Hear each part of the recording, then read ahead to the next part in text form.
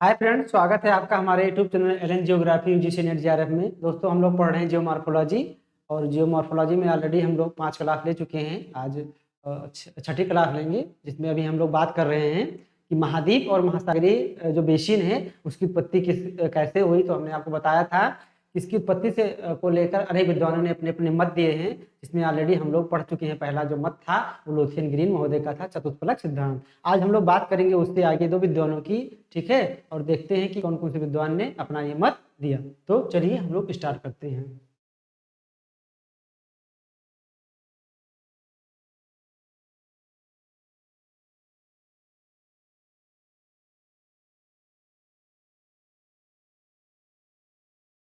Continental drift theory, ठीक है, महाद्वीपीय प्रवाह सिद्धांत।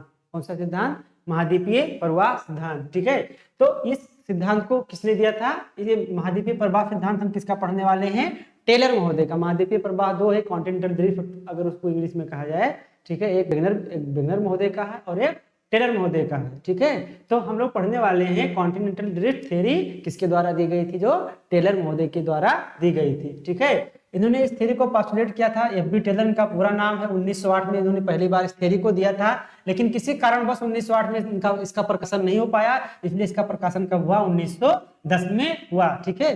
टेलर ये पहले विद्वान थे जिन्होंने जो स्थिरवादी विचार थे, अब तक जितने भी सिद्धांत हम लोगों ने पढ़े हैं उसमें हमने ये जाना है कि जो कॉन्टिनेंट है या ओशन बेसिन है वो अपने स्थान पे क्या है? स्थिर है, यानी वो प्रवाहमान नहीं है। तो टेलर ऐसे पहले विद्वान थे जिन्होंने स्थिरवादी विचारधारा पर जो है कुठाराघात किया, और पहले विद्वान थे जिन्होंने ये बताने का प्रयास किया, ठीक है, कि जो आपके कॉन्टिनेंट हैं या आपके ओशन बेसिन हैं वो स्थिर नहीं है बल्कि क्या है? प्रवाहमान है, ठीक है। इनसे पहले भी एक विद्वान थे, एंटोनियो स्नाइडर। 1858 में इन्होंने पहली बार बताया था, कुछ थोड़ा बहुत क्लू दिया था कि जो महाद्वीप यानी महाद्वीप और महासागर हैं वो स्थिर नहीं है बल्कि क्या है? प्रवाहमान है। तो अगर इस तरीके का क्वेश्चन आता है कि विश्व में पहली बार किसने बताया था, अगर ऑप्शन में एंटोनियो स्नाइडर ही महोदय रहते हैं तो आप लोगों को इन्हीं के ऊपर क्या लगाना है? निशान लगाना है, ठीक है। लेकिन ये उतने पॉपुलर नहीं हुए क्योंकि इन्होंने बहुत सारी बातें नहीं बता पाई। उसके बाद आ गए हमारे टेलर महोदय, ठीक है। तो टेलर महोदय पहले विद्वान थे जिन्होंने क्या किया? संकुचनवादी विचारधारा पर कुठाराघात किया, यानी चोट मारा और बताया कि ऐसी बात नहीं है, ये आपके महाद्वीप हैं और महासागर है, ठीक है, जो इसकी बेसिन है वो हल्के क्या करते हैं? फ्लो कर रहे हैं, यानी प्रवाहित हैं, ठीक है। तो इन्होंने क्या किया? बस इनकी थियरी जो है बहुत ज्यादा समय तक नहीं चल सकी। इन्होंने बहुत स्पष्ट कारण नहीं बता पाया कि क्यों है और कैसे है, क्योंकि ज्योग्राफी में जब तक आप किसी चीज को क्यों के बारे में नहीं बताएंगे तब तक आपकी पूरी थियरी क्या है? मानी नहीं जाएगी। तो ये महोदय शुरुआत करते हैं क्रिटेशियस पीरियड से। आप लोग को जियोलॉजिकल पीरियड अभी नहीं पढ़ाया गया है, आप कुछ लोग इसको पढ़ने से पहले किताब में देख लेंगे जियोलॉजिकल पीरियड, ठीक है। तो जियोलॉजिकल पीरियड में एक पीरियड आता है क्रिटेशियस पीरियड। तो टेलर महोदय ये कहते हैं कि क्रिटेशियस पीरियड में पूरे विश्व पे दो बड़े बड़े लैंड मास थे, जिसमें एक इन्होंने बताया लारेशिया, जिसको आप अंगारा के नाम से भी जानते हैं, और दूसरा बताया गोंडवाना। क्या बताया? गोंडवाना। यानी इन्होंने बताया कि ये मान लीजिए पूरा अर्थ है, इस पे आपके दो लैंड मास थे, एक को नाम दिया इन्होंने अंगारा या लारेशिया और दूसरे का नाम दिया गोंडवाना। अंगारा में कौन कौन शामिल थे? अंगारा में शामिल थे जैसे आपके नॉर्थ अमेरिका हो गए, ठीक है, यूरोसिया वाले पार्ट हो गए, ये सब पार्ट क्या थे? अंगारा में शामिल थे। गोंडवाना में कौन कौन शामिल थे? साउथ अमेरिका हो गया, अफ्रीका होगा, प्रायद्वीपीय भारत हो गया और ऑस्ट्रेलिया हो गया, ठीक है। ये किसमें शामिल थे? गोंडवाना लैंड में शामिल थे, ठीक है। जो आपका प्रायद्वीपीय भारत है ये अंगारा में नहीं बल्कि किसमें शामिल था? गोंडवाना में शामिल था। बाद में टूटकर किसमें जुड़ गया है? ऊपर जाकर जुड़ गया है, ठीक है। तो इतनी बात आपको ध्यान में रखनी है। तो ये बताते हैं कौन? टेलर महोदय बताते हैं। टेलर महोदय कहते हैं कि क्रिटेशियस पीरियड में दो लैंड फॉर्म थे, दो लैंड मास थे, बहुत बड़े बड़े लैंड मास थे। एक का नाम दिया इन्होंने अंगारा और दूसरे का नाम दिया गोंडवाना। क्या नाम दिया? गोंडवाना, ठीक है। और आगे इन्होंने बताया कि according to Taylor continents move towards the equator and westward. इन्होंने ये बताया कि जो आपके लैंडमास थे, ठीक है, ये लैंडमास मूव कर रहे थे। इस पे जो छोटे छोटे लैंडमास अभी आपको हमने बताया, कॉन्टिनेंट उसी इसका नाम दिया जाए, महाद्वीप नाम दिया जाए, जैसे नॉर्थ अमेरिका, साउथ अमेरिका, तो ये दो भागों में मूव कर रहे थे, ठीक है। ये जो थे पहला इधर मूव कर रहा था, इसको मान लीजिए इक्वेटर है, इसको क्या मान लीजिए इक्वेटर है। तो कुछ लैंडमास इस इक्वेटर की तरफ यानी इधर के भी इक्वेटर की तरफ और ये वाले भी इक्वेटर की तरफ मूव कर रहे थे। उसी में से जो कुछ लैंडमास थे जो आपके इसको अगर टुकड़ों टुकड़ों में बांट दिया जाए तो कुछ इधर मूव कर रहे थे, किधर पश्चिम दिशा में मूव कर रहे थे। इन्होंने दो दिशा बताया, नंबर 1 इन्होंने बताया इक्वेटर की तरफ, नंबर 2 बताया वेस्ट वार्ड की तरफ यानी पश्चिम की तरफ। तो जो आपका अंगारा लैंड था उसके जो कुछ पार्ट थे, ठीक है, वो इक्वेटर की तरफ, जो गोंडवाना लैंड था उसके कुछ पार्ट्स क्या थे इक्वेटर की तरफ, और साथ ही साथ इसके कुछ पार्ट वेस्ट साइड में और इसके कुछ पार्ट्स किस साइड में, वेस्ट साइड में क्या कर रहे थे, मूव कर रहे थे। क्या कर रहे थे, मूव कर रहे थे, ठीक है। और क्यों मूव कर रहे थे, तो इन्होंने ये बताया, ठीक है, कि the main driving force of the continental drift was tidal force. जब इनसे पूछा गया कि आप ये बताइए कि भैया ये मूव कैसे कर रहे थे, क्यों कर रहे हैं, तो इन्होंने बताया कि टाइडल फोर्स यानी ज्वारीय बल, यानी जो पृथ्वी जो चंद्रमा और पृथ्वी के गुरुत्वाकर्षण के बारे में क्या उठता है, जो ज्वार उठता है, तो उसी इन्होंने कहा कि ज्वारीय टाइडल फोर्स के कारण या क्या कर रहे थे, मूव कर रहे थे। कुछ पार्ट उत्तर की तरफ इक्वेटर की तरफ जा रहे थे और कुछ पार्ट क्या जा रहे थे, वेस्ट वार्ड की तरफ जा रहे थे, ठीक है। किस तरफ जा रहे थे, वेस्ट वार्ड की तरफ जा रहे थे। तो हुआ क्या कि जैसे आप देखेंगे, मान लीजिए ये आपका क्या है, नॉर्थ हेमिस्फीयर है। नॉर्थ हेमिस्फीयर में मान लीजिए नॉर्थ अमेरिका है, ठीक है, यहाँ पर क्या है, नॉर्थ अमेरिका है। तो नॉर्थ अमेरिका के कुछ पार्ट्स क्या हुए, पश्चिम में मूव किए और कुछ पार्ट साउथ में मूव किए। ऐसे यूरेशिया के भी मूव किए। और जब ये सब थोड़ा सा क्या हो गए, इक्वेटर की तरफ शिफ्ट कर गए, तो यहाँ पर खाली स्थान बच गया। जैसे कौन सी, बेफिन की खाड़ी बनी, और उधर जो छोटी छोटी खाड़ियां हैं वो ये बताते हैं टेलर महोदय, उसी के कारण उसका निर्माण हुआ।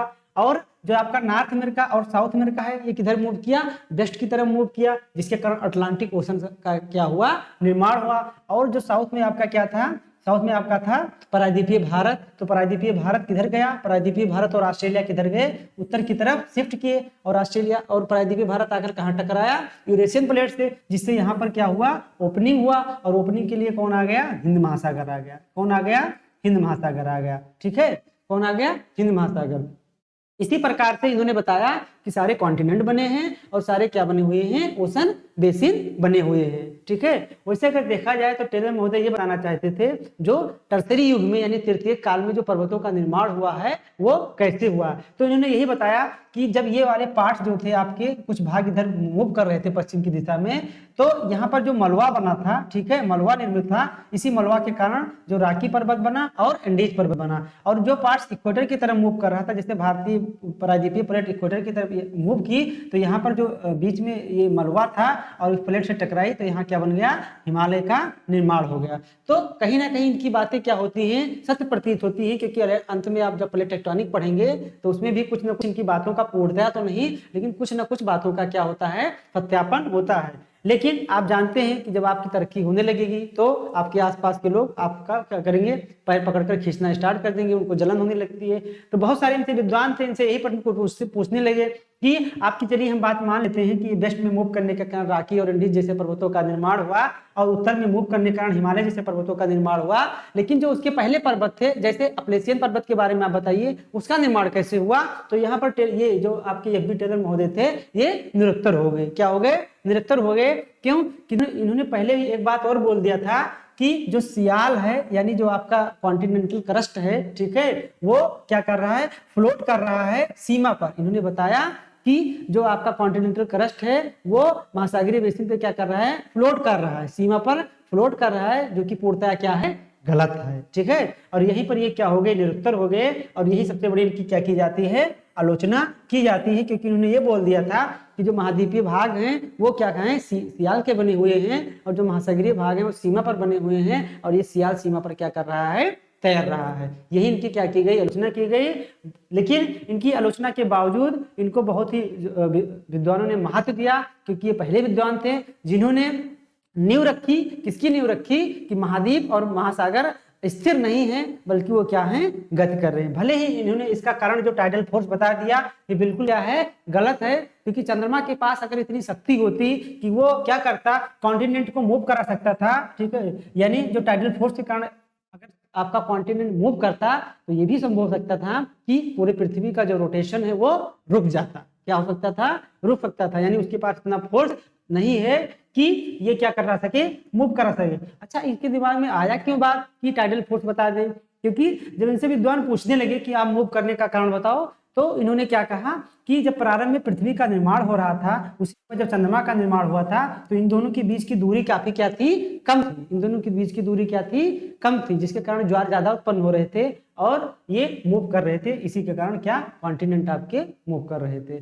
तो इतनी बातें थी किसके बारे में, टेलर महोदय के बारे में। आपको उनकी आलोचना को याद रखना है, ये सीआर सीमा वाला बात याद रखना है, और जो जो इन्होंने कैसे मूव कर रहे थे उसका कारण क्या था, इन्हीं बातों को आपको क्या रखना है, ध्यान में रखना है। बस इसके आगे यहाँ से क्वेश्चन आपसे कभी नहीं पूछा जाएगा। तो आज के लिए इतना ही, मिलते हैं अगले टॉपिक के साथ, तब तक के लिए थैंक यू।